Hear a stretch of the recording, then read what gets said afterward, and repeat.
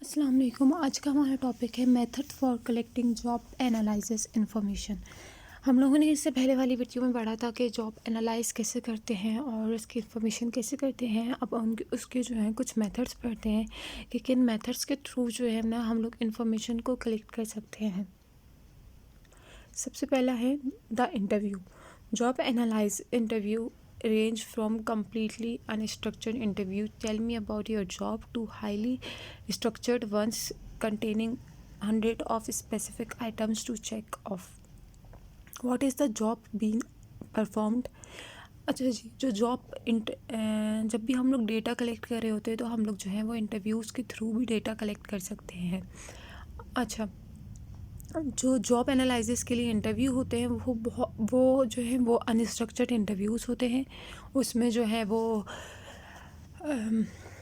कभी highly structured होते हैं, कभी अनस्ट्रक्चर्ड होते हैं। हम लोग पूछते हैं कि आप अपनी जॉब के बारे में बताएं। इस तरह से कुछ क्वेश्चंस हो सकते हैं जो आपके सामने हैं कि what is your job been performed, what are the major duties of your position, what exactly do you do. अच्छा, कि आप क्या जो है अपनी रिस्पॉन्सिबिलिटीज़ हैं, आपकी क्या ड्यूटीज़ हैं, अपनी पोजीशन से रिलेटेड आप क्या काम करते हैं। What physical location do you work in, आप कहाँ पे काम करते हैं फिज़िकल लोकेशन में।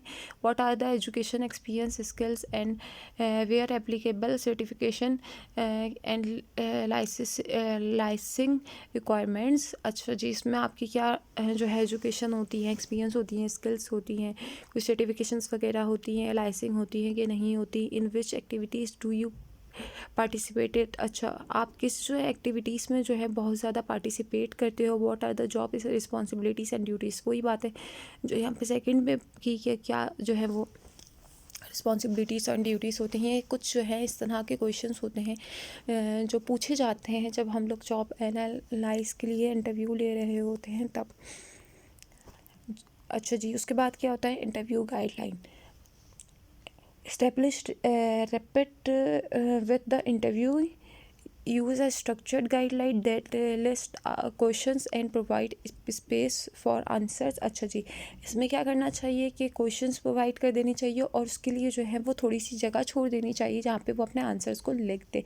Ask the workers to list his or her duties in order or of importance and frequency of occurrence. अच्छा जी, और जो है उनको बताना चाहिए कि उनसे कहना चाहिए कि आप जो है ना अपनी जो भी ड्यूटीज़ आपकी हैं उनको लिस्ट डाउन कर दें। After completing the interview, review the information with the workers immediately supervisors with the interview.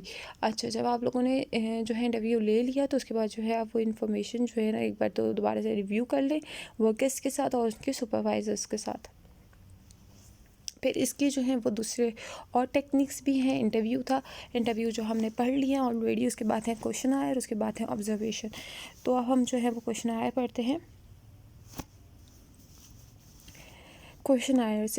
Employees fill out questionnaires to describe their job related duties and responsibilities, close ended, open ended। अच्छा, जो questionnaire होता है वो close ended भी हो सकता है, open ended भी हो सकता है। इसमें कोई स्पेसिफिक नहीं है कि वो ओपन एंडेड होगा या क्लोज एंडेड होगा। और जो है उसमें क्या होते हैं कि वो उनसे पूछते हैं कि आपकी ड्यूटीज़ क्या है, आपकी रिस्पॉन्सिबिलिटीज़ क्या है। फ़र्क दोनों में ये आप लोग सोचेंगे कि मैंने ये बात तो उसमें भी इंटरव्यू में भी बोली थी कि इंटरव्यू में भी हम लोग जो है वो रिस्पॉन्सिबिलिटीज़ ड्यूटीज़ वगैरह ही पूछते हैं। लेकिन मसला ये है कि तब इंटरव्यू में हम फ़ेस टू फेस बात कर रहे होते हैं, हम ज़्यादा डिटेलिंग में बात कर पाते हैं। लेकिन जब भी हम इंटरव्यू ले रहे होते हैं और हम लोग एक वाइड रेंज का जो है ना वो इंटरव्यू नहीं ले पाते तो हम लोग उसके लिए जो है वो क्वेश्चनायर यूज़ कर रहे होते हैं। Observation. Direct observation is specifically useful when job consists mainly of observable physical activities. Assembling line workers and counting clerk are examples. On the other hand, observation is usually not appropriate when the job entails a lot of mental activities.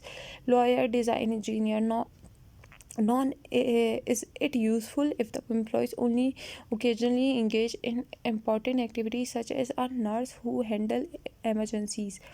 यहाँ पे बात हो रही है कि जो हम लोग एम्प्लॉयज़ को ऑब्ज़र्व भी कर सकते हैं, लेकिन यहाँ पे फिर दूसरी ही और तीसरे ही पॉइंट में ये भी लिखा हुआ है कि ये एक जो है वो इम्पॉर्टेंट टूल नहीं होता या इम्पॉर्टेंट टेक्निक नहीं होती जो है ऑब्जर्वेशन, क्योंकि हम लोग जब ऑब्ज़र्व कर रहे होते हैं तो हम लोग उसकी जो है ना मेंटली, हम सिर्फ उसकी फ़िज़िकली जो है ना पेरेंट्स को मतलब वो क्या काम कर रहा है, वो क्या काम नहीं कर रहा, हमें नहीं पता कि वो किस तरह से वर्कलोड को अपने दिमाग में मेंटली जो है वो उसको बैलेंस कर रहे हैं, वो किस तरह से स्ट्रेस को रिलीज़ कर रहे हैं, वो क्या सोच रहा है क्या नहीं सोच रहा है।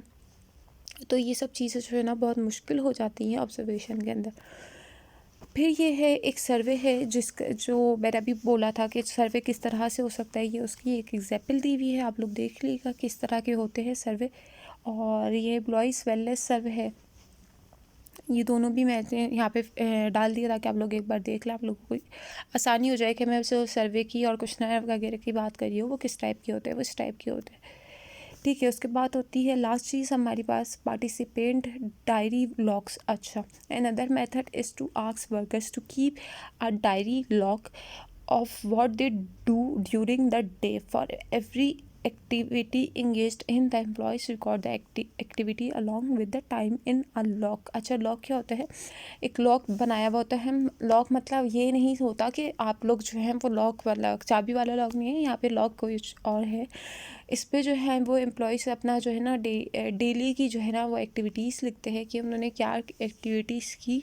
ये बहुत ज़रूरी होता है क्योंकि कभी कभी ऐसा होता है कि कोई ऐसी चीज़ हो जाती है जिसके लिए हमारे पास कोई एविडेंस नहीं होता कि हमने यहाँ पे इस दिन पे हमने ये काम किया है, तो हमें हम अगर इस चीज़ को लिस्ट आउट कर रहे होते हैं हम एटलीस्ट उस पर से देख के भी आगे किसी को बता सकते हैं कि देखो यार इस दिन मैंने ये वाला काम किया था। ये एम्प्लॉयज़ के अपने लिए भी आसानी है और जो सुपरवाइज़र या मैनेजर है उसके लिए भी आसानी है कि उसके एम्प्लॉयज़ जो है वो इतने मैनेज है कि वो जो है वो लॉग्स बनाते हैं।